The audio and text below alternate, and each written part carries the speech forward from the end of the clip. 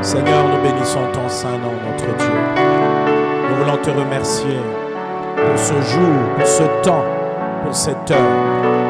Oh Dieu, dans cette nation, la République démocratique du Congo, c'est toi seul que nous voulons élever.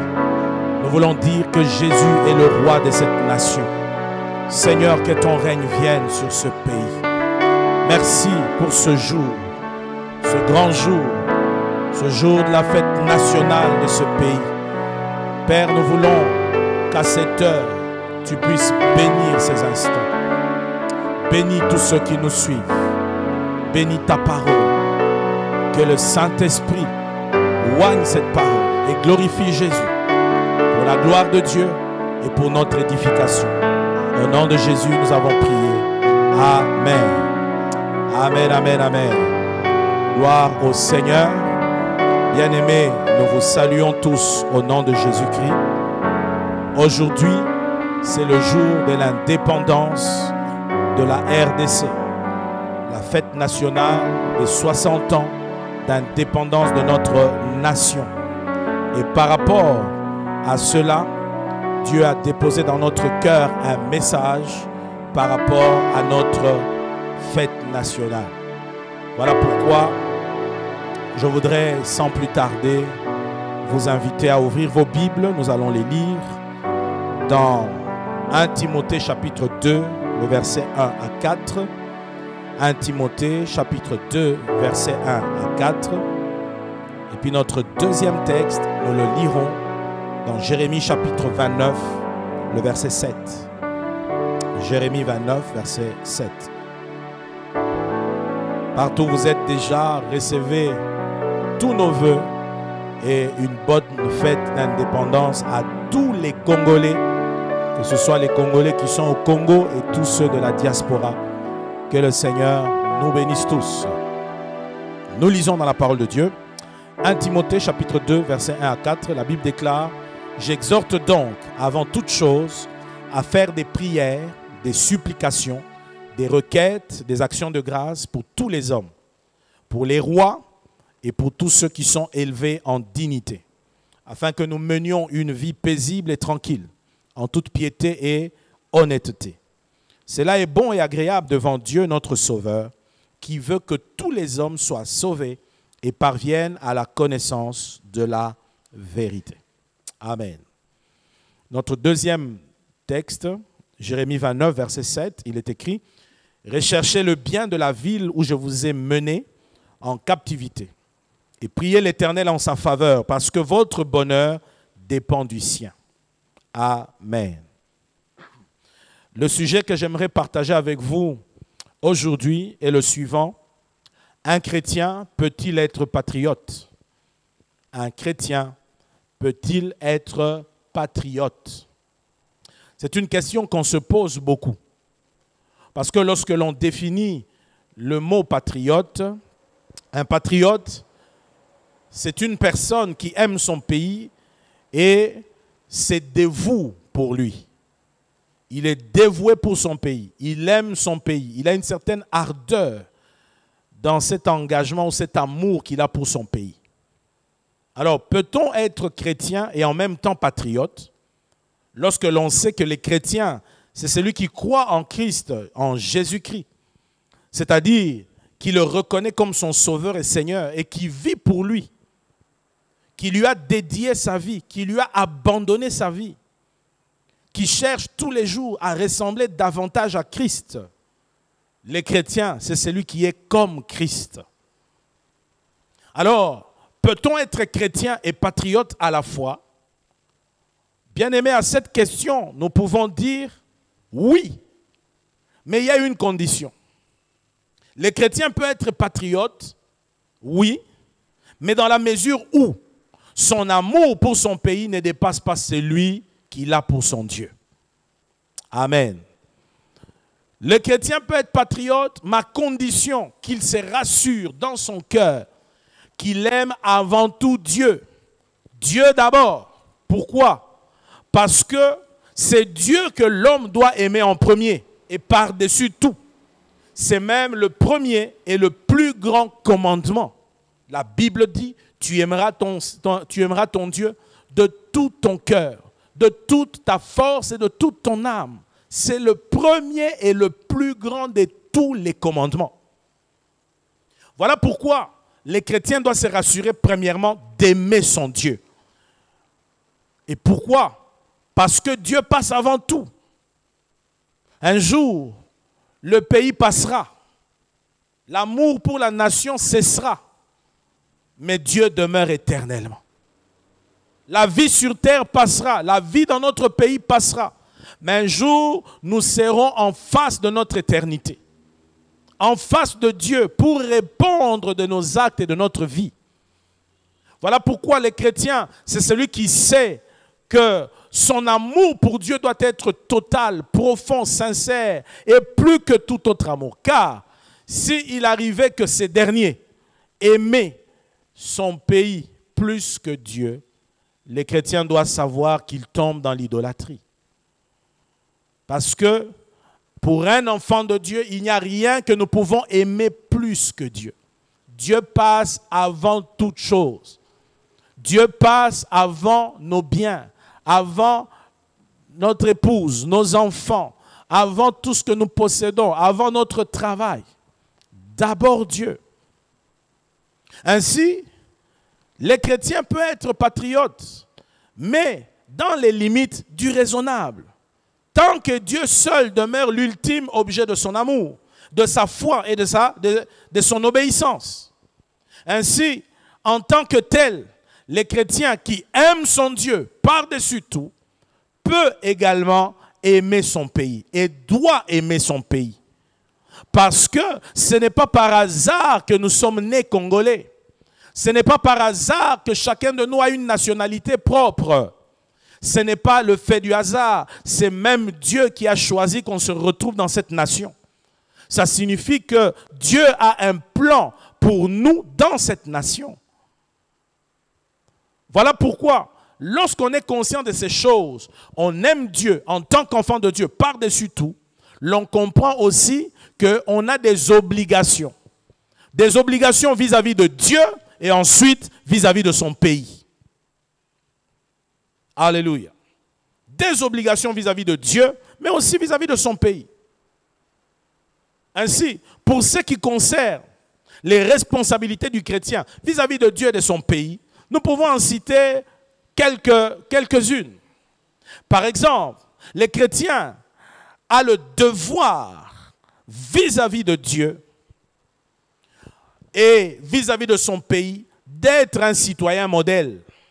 Un enfant de Dieu doit être un citoyen modèle, un citoyen exemplaire. Un enfant de Dieu doit se soumettre aux autorités du pays qui nous gouvernent en obéissant aux lois, en payant nos impôts, etc. L'enfant de Dieu doit être un bon patriote, comme l'était Néhémie dans l'Ancien Testament. Mais sachez une chose, que nous devons le souligner, que notre devoir d'obéissance à Dieu passe avant tout cela. Nous avons un devoir d'obéir à Dieu plus que tout. Mais puisque nous obéissons à Dieu, alors nous devons également obéir aux autorités que Dieu a établies, aux lois que que les hommes ont établies, que les gouvernants ont établies, mais dans la mesure où ces lois ne se lèvent pas et ne combattent pas notre foi chrétienne ou nos principes ou les principes de la parole de Dieu. J'obéis aux lois du pays, oui, en tant que chrétien. Mais quand ces lois vont à l'encontre de ce que me dit Dieu, ah là, je ne suis pas tenu de me soumettre. C'est là que nous voyons dans plusieurs nations, il y a des persécutions vis-à-vis des chrétiens, tout simplement à cause de leur foi. Parce que la loi interdit de parler d'un autre Dieu qui est le leur. Mais l'enfant de Dieu est appelé à parler de Jésus, à prêcher Christ. Et dans cette situation, il se retrouve persécuté pour ses convictions, pour sa foi. Les chrétiens ont donc le devoir d'être un bon citoyen. Enfant de Dieu qui m'écoute, tu dois être un bon citoyen. Un citoyen exemplaire, qui est respectueux des biens publics, qui a conscience que ses droits se limitent là où ceux des autres commencent. Les chrétiens doivent également, il a le devoir de prier pour les dirigeants du pays. Comme nous venons de le lire dans notre texte de référence. La Bible nous dit que nous devons avant toute chose faire des prières et des supplications, des requêtes, des actions de grâce pour tous les hommes, pour les rois et pour tous ceux qui sont élevés en dignité. Pourquoi? Afin que nous menions une vie paisible et tranquille. C'est-à-dire la stabilité dans le pays détermine aussi notre stabilité puisque nous vivons dans ce pays. Voilà pourquoi dans Jérémie, il est dit que nous devons rechercher le bonheur de cette ville. Dieu parlant par la bouche de Jérémie aux enfants d'Israël qui étaient emmenés en captivité à Babylone, il leur recommande, recherchez les biens de cette ville. Parce que votre bonheur en dépend. Votre bonheur dépend du bien-être de cette ville. C'est en cela que les chrétiens doivent travailler, doivent prier, doivent faire tout ce qui est dans son possible pour que son pays soit dans le bien-être. Alléluia. Nous ne pouvons pas faire semblant. Nous sommes en face de beaucoup de réalités dans notre nation. Aujourd'hui, le Congo fête 60 ans. Mais 60 ans après, quel bilan pouvons-nous tirer? Je pense que quelque part, tout le monde le sait, ce n'est un secret pour personne, le bilan n'est pas très positif. Mais en cela, tout le monde doit se lever pour faire quelque chose, afin que les choses aillent mieux, marchent mieux, et les chrétiens n'est pas en reste, parce qu'il fait partie de la nation. C'est vrai, je l'avoue, mes frères et sœurs, que quelquefois, en tant que chrétien, on se sent perdu par rapport au pays, par rapport à sa gestion. On se sent gêné par les différentes prises de position, par rapport à la gestion du pays, par rapport à son évolution. Bien souvent, il y a différentes prises de position que les gens ont. Il y en a malheureusement qui se cachent derrière une neutralité. Ah, moi je suis neutre, moi je suis neutre. Je vous prouverai dans ce message que les chrétiens ne peuvent pas être neutres. Le chrétien a un camp. Alléluia. Alors, quelle position les chrétiens doivent-ils adopter dans sa nation par rapport à la politique du pays, par rapport à la gestion du pays, par rapport aux différentes crises auxquelles la nation a à faire face? Quelle est la position que la parole de Dieu nous recommande en tant que chrétiens? C'est vrai, il est déplorable de constater qu'aujourd'hui, dans la quasi-totalité de nos nations, il y a des crises de toutes sortes, des crises politiques, économiques, sociales, de toutes sortes de crises, pour ne citer que cela. Face à ces multiples crises, les avis sont partagés, selon un camp ou un autre, en fonction des différents intérêts que l'on a à gagner. Il y a des choses qui sont clairement, c'est vraiment blanc, mais il y en a qui choisissent de dire que c'est noir. Tout simplement parce qu'ils ont des intérêts à dire que c'est noir. Il y en a qui choisissent de dire, reconnaître que c'est blanc, mais ils sont là sans conviction, sans rien comprendre. Juste parce qu'il faut appuyer certaines personnes. Le chrétien n'agit pas ainsi. Alors, quelle doit être la position du chrétien? Premièrement, la position du chrétien doit être une position de sainteté. Oui, en face de tout ce qui se passe, les chrétiens doivent demeurer dans la sainteté. Les chrétiens, avant de se prononcer ou de prendre position, doit lui-même être dans la vérité. Il doit vivre dans la justice devant son Dieu. Pourquoi? Parce que ici s'applique Matthieu chapitre 7, le verset 3 à 5. Que nous dit Matthieu 7, 3 à 5? Matthieu 7, 3 à 5 nous dit: pourquoi vois-tu la paille dans l'œil de ton frère et n'aperçois-tu pas la poutre qui est dans ton œil? Ou comment peux-tu dire à ton frère: laisse-moi ôter une paille de ton œil, toi qui as une poutre dans les tiens? Hypocrite, ôte premièrement la poutre de ton œil, et alors tu verras comment ôter la paille de l'œil de ton frère. Alléluia. Quand vous étudiez cette parole, une poutre, c'est une colonne qui soutient un bâtiment. Et Jésus va jusqu'à dire: toi tu vois juste une petite paille. Une petite paille qui est toute petite dans l'œil de ton voisin, de ton prochain. Mais pendant ce temps, toi, tu as toute une poutre dans l'œil. Ça veut dire que toi qui condamnes les autres, tu n'es pas meilleur. Il y a des gens, il faut l'avouer, même chrétiens, aussi chrétiens soient-ils, qui ne sont pas des modèles à suivre. Il y a des gens qui sont là à crier: le pays est mal géré. Mais allez voir son pays à lui, privé, sa famille. Il gère très mal sa famille. On a des papas à la maison, des terroristes à la maison, qui tapent les enfants, crient sur leurs épouses, les maltraitent, sont violents vis-à-vis de ses enfants, de leurs enfants. Mais ils sont prêts à dire: dans le pays, ça ne doit pas se faire ainsi. Non, un enfant de Dieu doit se rassurer d'être irréprochable avant de condamner les autres.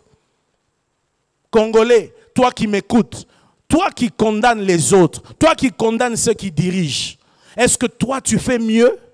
Car si toi tu ne vis pas mieux et tu condamnes les autres, c'est un jugement de Dieu que tu attires sur toi. C'est un jugement. Parce que si l'on doit fouiller dans nos vies personnelles, il y a des choses. Comment gères-tu ta famille? Comment gères-tu ta vie personnelle, ta vie de tous les jours, tes propres entreprises? Tu maltraites tes employés. Mais tu condamnes les gouvernants qui ne payent pas les fonctionnaires de l'État. Ne vois-tu pas que tu fais la même chose? Et si par malheur, il t'arrivait d'être chef de l'État ou ministre, les gens vivraient pire. Non, nous devons être les changements que nous désirons. Nous devons être les changements que nous souhaitons. Si nous voulons que ce pays change, chacun d'entre nous doit être responsable d'un véritable changement dans sa vie. Commençons d'abord par nous-mêmes. Alléluia. Malheureusement, aujourd'hui, même les chrétiens ne sont plus des modèles. Les chrétiens ne sont plus ces modèles que l'on doit copier. Mais il apparaît comme un vrai païen. Il est déplorable, oui, je l'ai dit à notre honte, de constater qu'aujourd'hui, on trouve chez les chrétiens ce que de fois, on ne trouve pas toujours chez les païens. Il y a de l'impudicité au milieu des chrétiens, de l'impureté, la dissolution, l'idolâtrie, les divorces. La magie, les inimitiés, les querelles, les jalousies, les animosités, les disputes, les divisions, les sectes, l'envie, l'ivrognerie, les excès de table. Comme nous en parle Galates. Les chrétiens, ou que dis-je, les soi-disant chrétiens, se sont tellement corrompus. Tellement corrompus. Nous sommes là à dire toujours: non, nous on est neutres dans notre camp, nous on est apolitiques. Mais comment vivons-nous dans nos maisons? Comment traitons-nous nos frères et sœurs? Comment traitons-nous nos épouses, notre mari ou nos maris? Comment traitons-nous nos enfants? Comment gérons-nous notre argent? Quelle attitude avons-nous vis-à-vis de notre prochain? Le chrétien doit être dans la position de sainteté. Le chrétien doit être dans une position irréprochable. Ne passe pas ton temps seulement à accuser les autres. Quand certaines fois je vois des gens qui accusent toujours: tel n'a pas fait ceci, dans ce pays il y a ceci. Mais allez voir dans leur vie. Des hommes qui ont non seulement une épouse, des bureaux et des bureaux dans toutes les communes et les provinces, ajouter même des tiroirs. Des genres de personnes qui mettent en insécurité toutes les femmes de la République parce qu'ils ont un peu d'argent. Ils pensent qu'ils peuvent acheter toutes les femmes. Et ils sont là, il faut que les pays changent. Mais avant que les pays ne changent, change toi-même d'abord. Alléluia. La deuxième position du chrétien, c'est la position d'arbitre. Un chrétien doit être un arbitre. L'arbitre suppose, premièrement, il faut qu'il ait la maîtrise du contexte. Si les politiciens adoptent des postures selon leurs intérêts, les chrétiens, lui, doivent opter pour la vérité et la justice. D'où, il lui faut avoir une bonne maîtrise du contexte des choses. La maîtrise du contexte suppose une connaissance des origines et des acteurs d'une situation quelconque dans les pays, d'une crise quelconque. On a vu dans ces pays quelqu'un que l'on condamnait pour détournement des deniers publics, mais on a vu un de ses partisans oser passer à la télé et réclamer qu'on l'accusait parce qu'on l'a arrêté, parce qu'il a refusé que les étrangers entrent ici et amènent le Covid. Aïe, aïe, aïe, aïe, aïe. Des fois, les chrétiens sont ignorants de tout. Au nom d'une certaine sainteté, on ne connaît rien des lois, on ne connaît rien du contexte. Et puis on prend position comme ça. Ah non, tel n'est pas bon, tel n'est pas ceci, ainsi de suite, tout simplement. À cause d'une fibre tribale qui retentit encore en nous.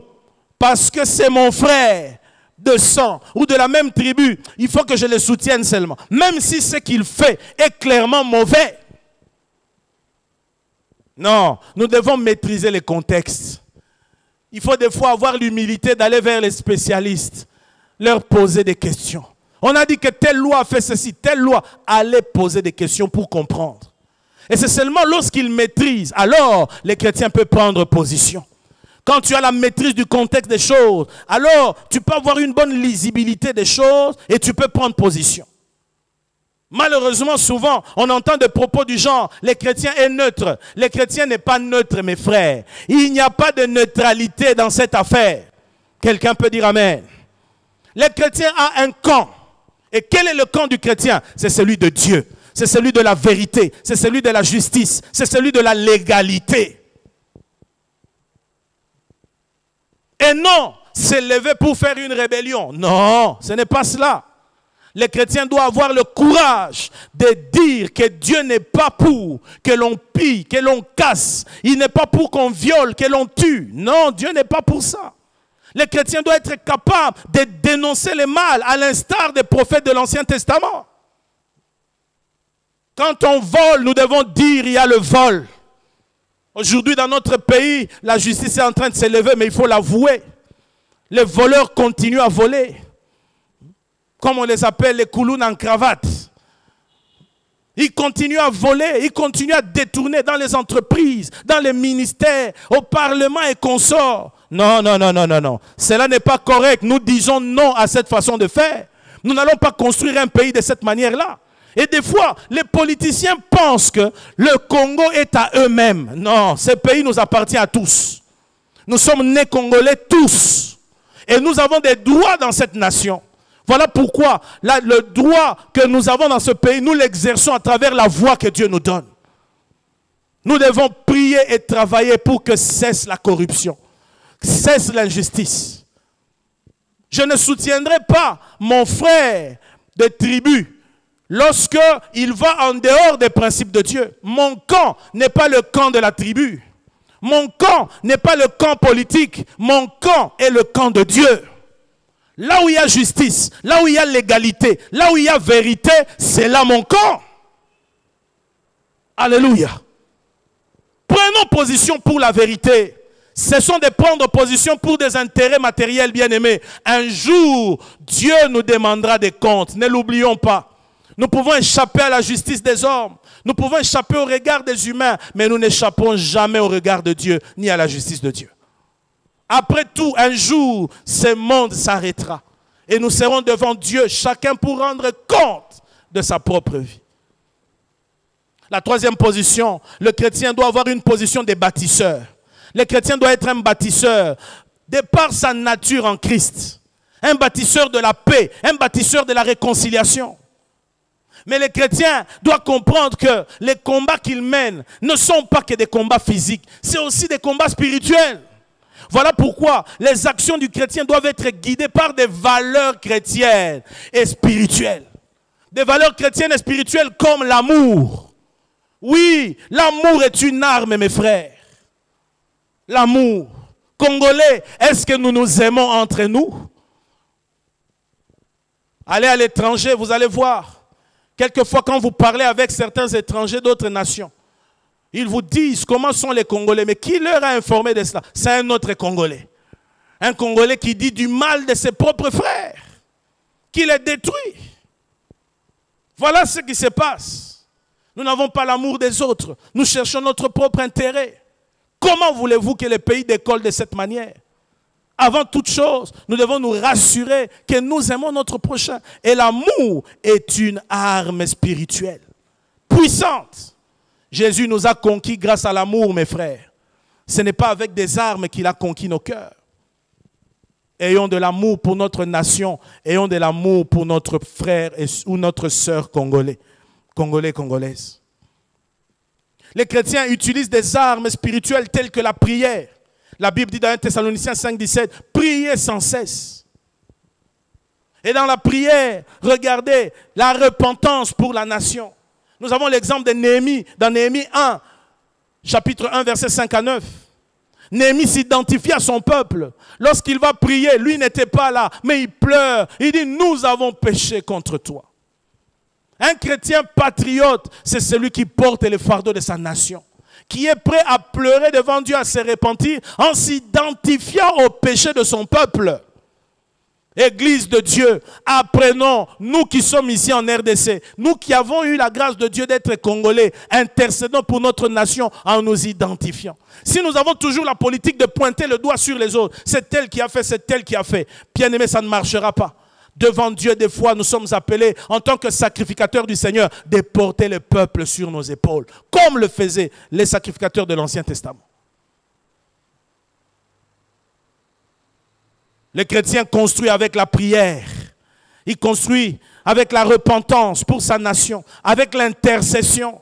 Dans Ézéchiel 22, 30, Dieu dit, je cherche parmi eux un homme qui se tienne à la brèche, qui puisse intercéder, afin que le malheur n'arrive pas sur la ville, mais je n'en trouve pas. Dieu est étonné. Des fois même nous chrétiens, nous étonnons Dieu. Nous sommes dans des périodes de crise dans la nation. 60 ans après, le pays est par terre. Mais les chrétiens ne prient pas. Les chrétiens murmurent toujours. Ils murmurent toujours. Ils murmurent toujours. Mais comment un intercesseur peut murmurer? Bien aimé, quand vous murmurez, vous n'aurez jamais le fardeau de prier pour le changement. On dit gratuité de l'enseignement. Mais toi, tu discutes. Ah non, non, non, non, non. Ce n'est pas ceci. Mais comment cette chose-là nous aide à en bénéficier tous? Que nos enfants étudient tous. Non, les bonnes choses, il faut les encourager. Nous ne devons pas seulement être là à condamner les gens parce qu'il y a certaines faces ou certains visages que nous n'aimons pas. Un intercesseur ne passe pas son temps à murmurer.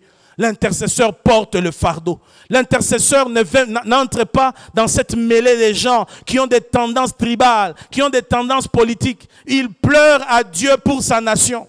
Et quelquefois, Dieu est étonné.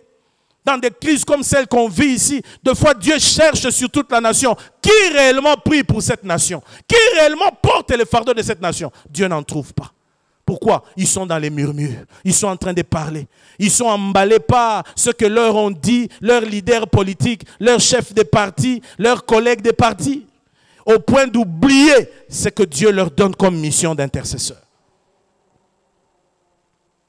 Une autre chose, les chrétiens doivent prendre position.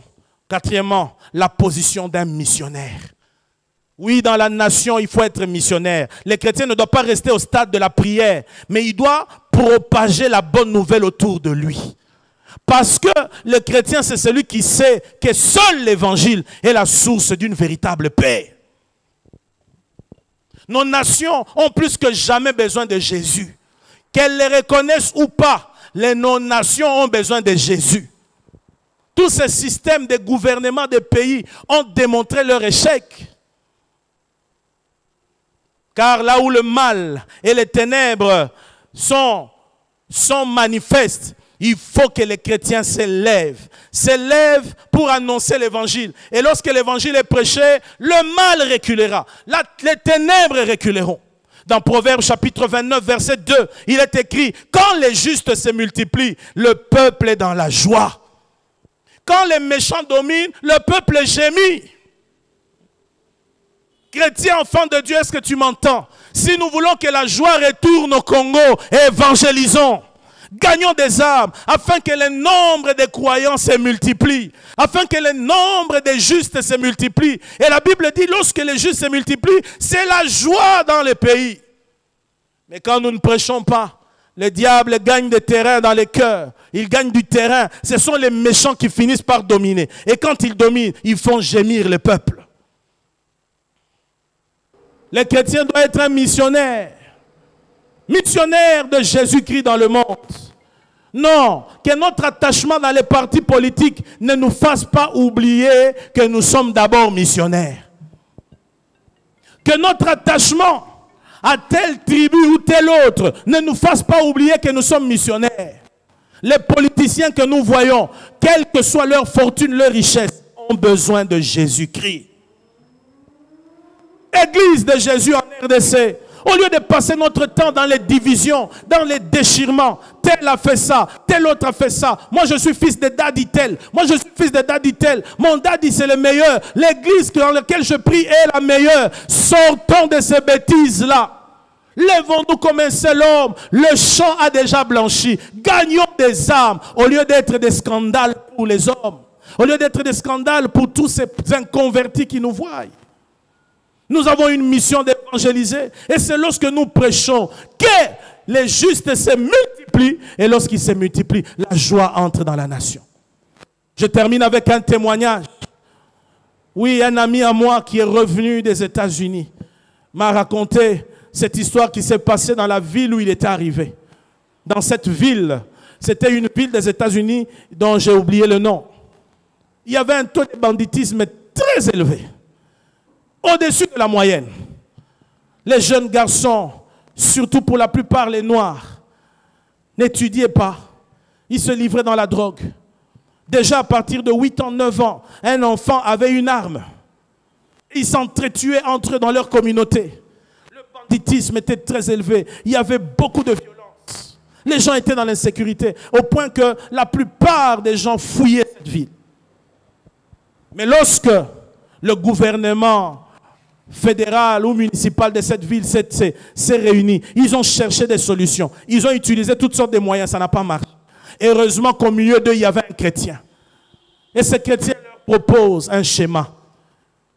Il dit au maire de la ville, il dit, réunis tous les hommes de Dieu et toutes les églises. Rassemble-les. Donne-leur ton fardeau. Parle à ces gens-là. Ces gens-là ont la possibilité d'apporter quelque chose de nouveau dans cette ville. Dieu merci, ces maires accepta. On rassembla tous les hommes de Dieu dans une rencontre. Et ils se sont mis d'accord de leur donner tous les moyens, la possibilité de faire des campagnes d'évangélisation, de parler de Christ à gauche, à droite. Et ils se sont mis à travailler, à travailler.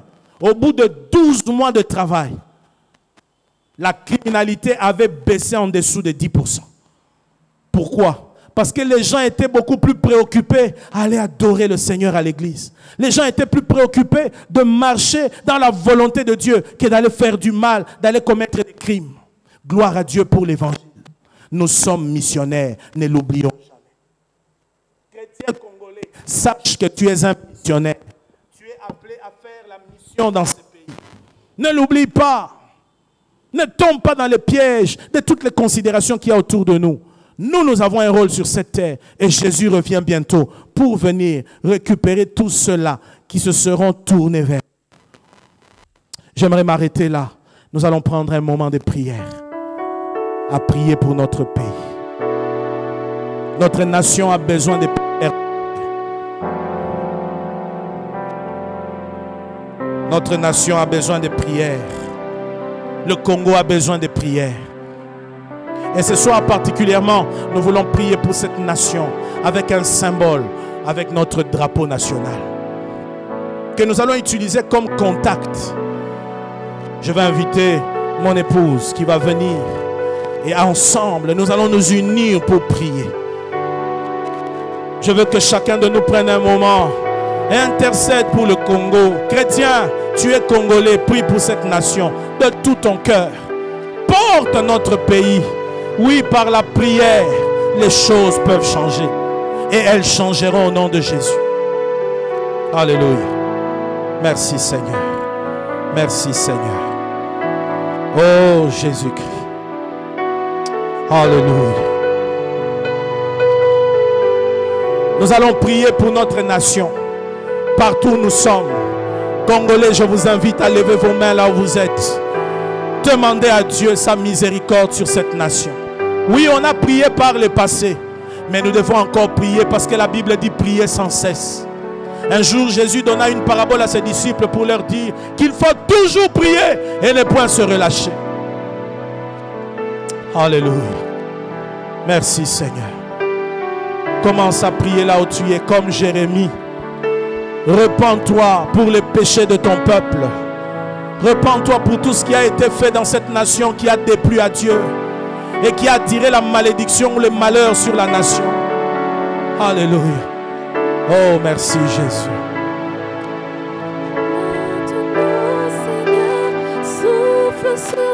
Souffle sur ce pays. Oui, jusque dans les villages. Viens toucher les familles de la RDC.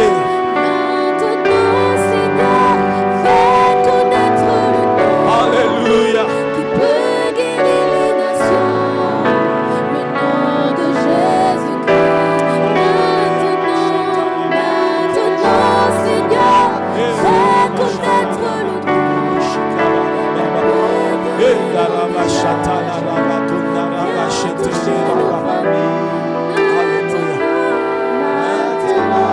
Oui, maintenant, Seigneur, pardonne les péchés de mon peuple.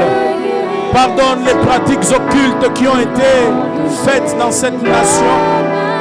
Pardonne l'occultisme qui a été pratiqué, l'idolâtrie, le culte de la personnalité. Nous avons élevé l'homme plutôt que d'élever Jésus-Christ. Nous avons célébré l'homme plutôt que de célébrer notre Créateur. C'est pourquoi nous venons prier et intercéder en ce jour de l'indépendance. Seigneur, pardonne notre nation. Seigneur, pardonne notre pays. Seigneur, ta compassion sur ce pays, s'il te plaît. Oh Dieu, nous demandons, souffle sur ce pays, souffle sur cette nation. Que ton règne vienne, que ton règne vienne. Que ton règne vienne, que ton règne vienne, vienne sur cette nation, vienne sur ce pays, vienne sur cette nation. Seigneur, après 60 ans d'indépendance, le bilan est négatif. Le bilan est négatif. Seigneur, pardonne-nous. Nous avons mal géré le bien que tu nous as donné. C'est pourquoi nous prions qu'une nouvelle pluie vienne sur cette nation. Aie pitié du Congo et des Congolais. Aie pitié de cette nation. De tout mon cœur, je prie.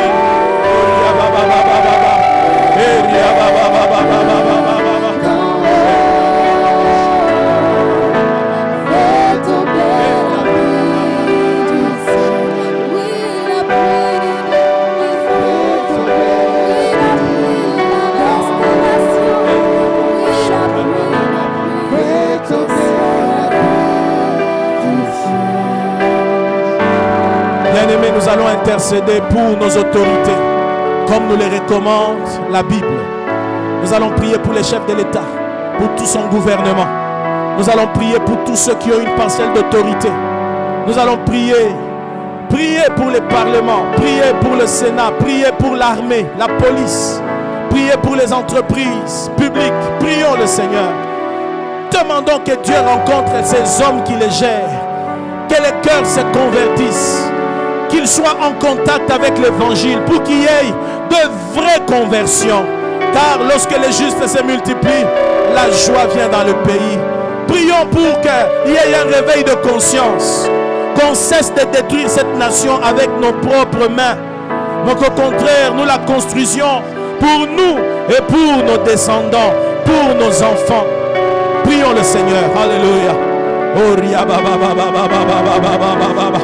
Seigneur, nous te prions pour nos dirigeants, tu nous l'as demandé. Nous prions pour le chef de l'État, nous prions pour tous les gouvernements, nous prions pour tous les ministres. Nous les remettons entre tes mains. Je demande la conscience, la conscience. Saint-Esprit, fais un travail. Souffle, souffle, souffle. Que ta pluie vienne, telle des eaux pures. Qu'elle vienne purifier les cœurs et les consciences. Que soient ôtées les antivaleurs des esprits. Que soient ôtées les mauvaises mentalités. Les mentalités de corruption. Les mentalités de détournement. Les mentalités égoïstes. Les agendas cachés. Dans le nom de Jésus-Christ.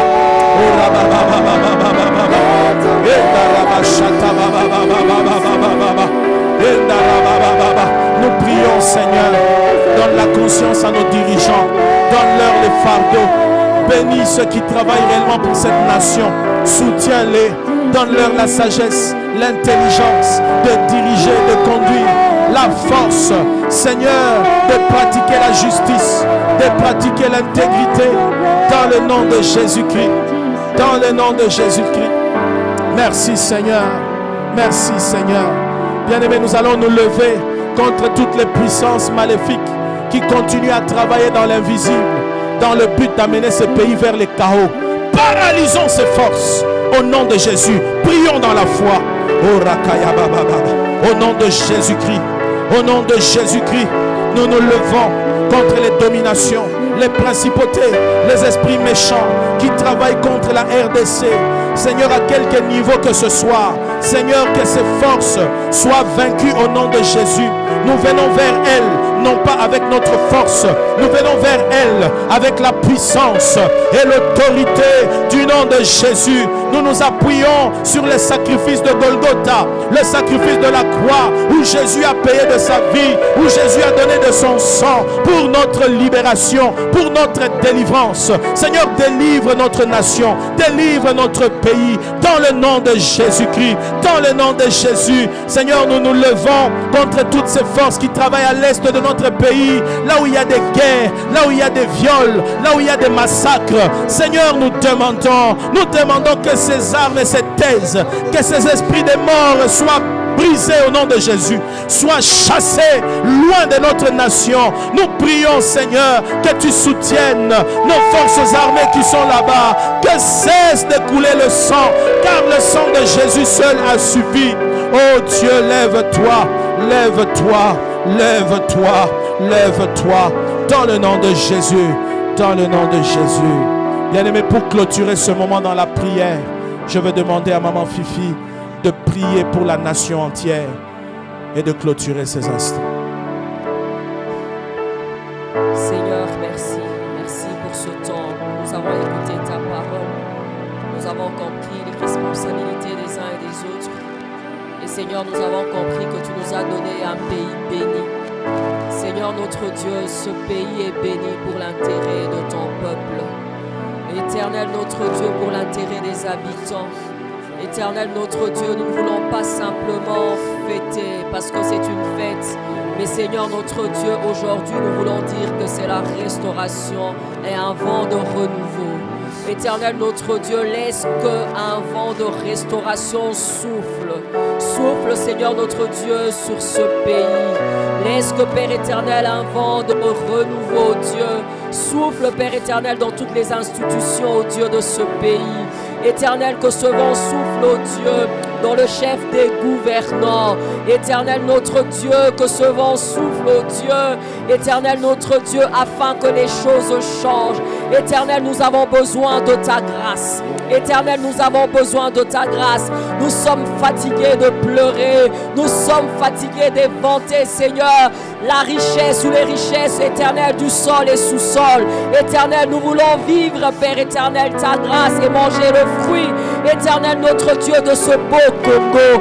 Éternel, nous avons besoin de toi. Certains demandent que le pays soit divisé. Certains veulent balkaniser le pays. Certains, Père éternel, notre Dieu, veut tronquer des choses afin que ce peuple, oh Dieu, ne puisse pas en jouir, oh Dieu. Je pourrais dire qu'en comme cette femme qui pouvait dire à Salomon, lorsque une disait, ses parents partageant l'enfant en deux, cette femme pouvait dire non, gardons l'enfant, gardons l'enfant, gardons l'enfant. Ce pays ne peut pas être déchiré, divisé. Ce pays ne peut pas être partagé. Éternel notre Dieu, nous demandons que tu gardes l'enfant. Nous voulons que le Congo reste entier, oh Dieu. Nous voulons que le Congo soit une référence pour les nations. Nous voulons que tu équipes, oh Dieu, le président de la République, oh Dieu. Vois le président de ton esprit, oh Dieu, afin qu'il ne nous conduise pas selon sa chair, mais par ton esprit, oh Dieu. Il a besoin, Seigneur, de plus que d'aptitude physique, mentale, intellectuelle. Il a besoin de ton esprit. Il a besoin de ton esprit. Il a besoin de ton aide dans ses faiblesses, oh Dieu, et incapacités. Que le monde soit surpris de ce que tu feras. Que le monde soit surpris à partir de ce que tu feras. Je dis non au projet de l'ennemi. Je dis non au projet du diable. Je dis non au projet des hommes méchants. Je dis oui à la volonté de Dieu. La volonté de Dieu, c'est l'épanouissement du peuple. La volonté de Dieu, c'est le changement. La volonté de Dieu, c'est la progression. La volonté de Dieu, qu'on se multiplie, oh Dieu. Redore ce pays. Redore ce pays dans le monde. Redore, oh Dieu, redonne la fierté aux Congolais d'être Congolais. Redore, Seigneur, s'il te plaît, dans les frontières. Que nous n'ayons pas honte de dire que nous sommes Congolais, mais que nous soyons forts, oh Dieu, fiers de le dire. Mais Père, s'il te plaît, rends chacun de nous responsables. Rends chacun de nous responsables, oh Dieu. Seigneur, préserve les vies humaines, oh Dieu. Préserve les vies humaines, s'il te plaît, oh Dieu. Je te prie que tu fasses ce que l'homme ne peut faire. Nous ne pouvons compter que sur toi, oh Dieu. Nous ne pouvons dépendre que de toi, Seigneur. Finis ce cycle de fête de l'indépendance, oh Dieu, sans consistance, oh Dieu. Finis ce cycle, Dieu, de fête de l'indépendance, oh Dieu, sans histoire. Nous voulons un recommencement. Lorsque nous allons fêter l'année prochaine, que nous ayons quelque chose à présenter et dire que nous avons avancé, que nous avons évolué, que nous avons progressé, que nous avons acquis des choses, que nous avons fait un pas, que nous nous sommes élargis, que nous nous sommes épanouis. Seigneur, je le déclare. Seigneur, je le décrète. Seigneur, je le décrète. Au nom de Jésus, je lève Jésus comme l'étendard. Je lève Jésus sur ce drapeau. Je lève Jésus sur cette nation, car Jésus est notre force. Jésus est notre rempart. Jésus est notre abri. Quiconque voudra toucher au Congo rencontre Dieu. Quiconque voudra déstabiliser ce Congo rencontre Dieu. Seigneur, tu sais pourquoi tu nous as bénis. Tu sais pourquoi tu nous as équipés. S'il te plaît, que nous ne soyons pas la risée des nations, mais que nous soyons une gloire pour toi. Merci de le faire de la tête jusqu'aux pieds. Merci de le faire du président de la République jusqu'au Congolais qui ne gagne rien du tout. Je t'en prie, redore le Congo. En ton nom, Père, j'ai ainsi prié, je te bénis pour ce que tu feras. Tu feras ce que l'œil n'a pas vu. Tu feras ce que l'oreille n'a pas entendu. Tu feras ce qui n'est pas passé dans l'intelligence de l'homme. Ce que les hommes mauvais prévoient, ce n'est pas ce qu'ils verront. Mais nous verrons la gloire de Dieu qui ira au-delà de l'entendement de l'homme. C'est pourquoi nous t'acclamons parce que nos yeux voient. C'est pourquoi nous t'acclamons parce que nous croyons. Nous t'acclamons parce que c'est toi notre soutien. Au nom de Jésus, j'ai ainsi prié. Amen. Gloire au Seigneur. Acclame le Seigneur bien-aimé. Acclame encore plus fort là où tu es. Gloire au Seigneur. Nous croyons que cette 60e année n'est pas simplement une commémoration, mais c'est un nouveau chapitre qui vient de s'ouvrir. Et cela, nous le déclarons au nom de Jésus-Christ. Amen, amen. Bien-aimés, nous bénissons le Seigneur pour ce temps que nous avons eu. Nous vous encourageons à être le changement que vous souhaitez. Priez chez vous à la maison. Cherchez Dieu pour qu'il vous aide à être un vrai changement pour ces pays.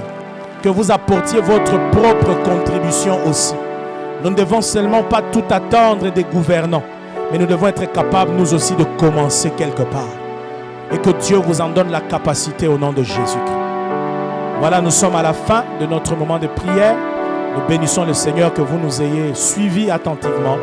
Et nous croyons que Dieu vous a béni et a béni notre nation. Nous voulons vous rappeler nos programmes. Tous les mardis, à l'église, nous avons notre culte live d'enseignement à partir de 18h. Les vendredis, c'est notre culte d'intercession dans le jeûne à partir de 18h. Vous pouvez nous suivre sur les Facebook Live. Dimanche également, à partir de 10h, nous sommes en ligne. Nous vous rappelons aussi que nous sommes sur la chaîne Métanoïa, sur TNT, où vous pouvez aussi suivre nos cultes tous les lundis à 12h, les jeudis à 16h, ainsi que le dimanche à 16h. Vous pouvez nous suivre et nous passons. Restez connectés à nos programmes, soyez édifiés à travers nos programmes. Merci encore. N'oubliez pas la prière de chaque 21h où nous sommes unis dans les réseaux mondiaux d'intercession. Nous continuons à persévérer. Tenez bon et priez. Voilà, si vous avez vos contributions à nous envoyer, nos numéros de contact sont là par M-Pesa. Vous pouvez envoyer les numéros des comptes. Toutes ces choses sont là pour que vous apportiez votre contribution afin que l'œuvre de Dieu continue à se faire. Merci pour tout. Que le Seigneur vous bénisse abondamment.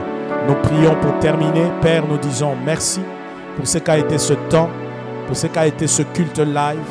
Une fois de plus, nous te recommandons notre nation et merci.